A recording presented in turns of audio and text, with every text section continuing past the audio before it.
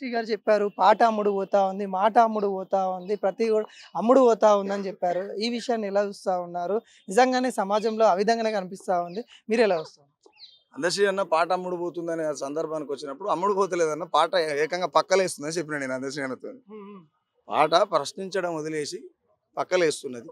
పాట ఎప్పుడైతే ప్రశ్నించే దిశగా నిలబడుతుందో ఆ నిలబడ్డప్పుడే ఆ పాటకు విలువ ఉంటుంది. ఎందుకనంటే విప్లవాత్మకమైనటువంటి రచనలు, విప్లవాత్మకమైనటువంటి పాటలు, ఈ నక్సలైట్ పార్టీ ఉద్యమం, ఇది ఉద్యమం నుంచి వచ్చింది కాబట్టి గద్దర్ అన్నుండు అవునవును. కదా.